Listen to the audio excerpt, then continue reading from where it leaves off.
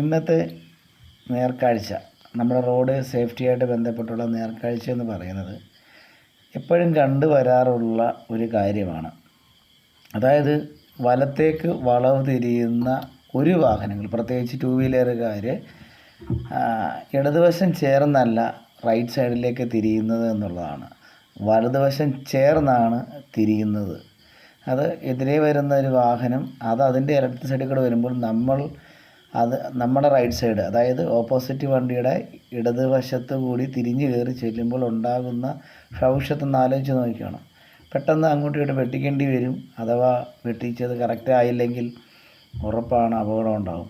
അതുപോലെ തന്നെ ഒരു ടീ റോഡിൽ നിന്നും മെയിൻ റോഡിലേക്ക് കയറുമ്പോൾ വലത്തേക്കാണ് തിരിയുന്നതെങ്കിൽ ആ റോഡിൻ്റെ വലത്ത് സൈഡിലാണ് നിൽക്കുന്നത് ടീ റോഡിൻ്റെ. മിക്കവാറും ശ്രദ്ധിച്ചാൽ മതി, ഇതൊക്കെയാണ് കാണുന്നത്.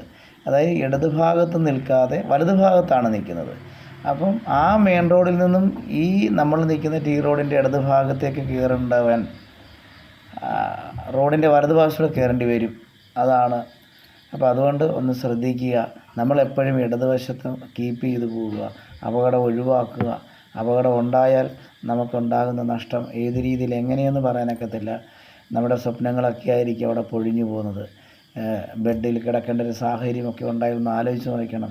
ഇതൊക്കെ സീരിയസ് ആയിട്ട് നമ്മൾ മനസ്സിലാക്കണമെങ്കിൽ നമുക്കതിനെക്കുറിച്ചൊരു ഉത്ബോധം, അതിൻ്റെ ഒരു ഇൻറ്റൻസിറ്റി നമുക്ക് തിരിച്ചറിയണമെങ്കിൽ അപകടം ഉണ്ടായി ഒരു 2 ദിവസമെങ്കിലും വീട്ടിലിരുന്ന് ബുദ്ധിമുട്ട് അനുഭവിച്ചവരോട് ചോദിച്ചാൽ അവർ പറയും അതിൻ്റെ എത്രത്തോളം ഭീകരാവസ്ഥയാണെന്നും അല്ലെങ്കിൽ അതിൻ്റെ ബുദ്ധിമുട്ടുണ്ടെന്നും അവരിൽ നിന്ന് നമുക്കറിയാൻ പറ്റും.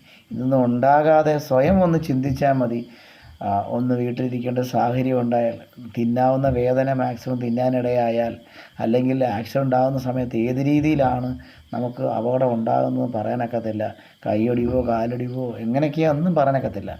അപ്പോൾ അതുകൊണ്ട് കഴിവതും നമ്മൾ ശ്രദ്ധിക്കുക. ജസ്റ്റ് ഒന്ന് ശ്രദ്ധിച്ചാൽ മതി. ഇതിന് പ്രത്യേകിച്ച് തിയറിയ കാര്യങ്ങളൊന്നുമില്ല. ഓൾറെഡി ഇന്ത്യൻ നിയമം നമ്മുടെ റൂൾസ് പറയുന്നുണ്ട് ഇടതുവശം നിലനിർത്തി പോവുക എന്നുള്ള കാര്യം. അപ്പോൾ അതങ്ങ് ചെയ്താൽ മതി.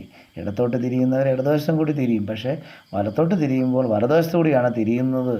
അതൊന്ന് ശ്രദ്ധിച്ചു കഴിഞ്ഞാൽ അങ്ങനെ എതിരെ വാഹനം വന്നുണ്ടാകുന്ന അപകടത്തിനൊക്കെ ഒത്തിരി കുറയും.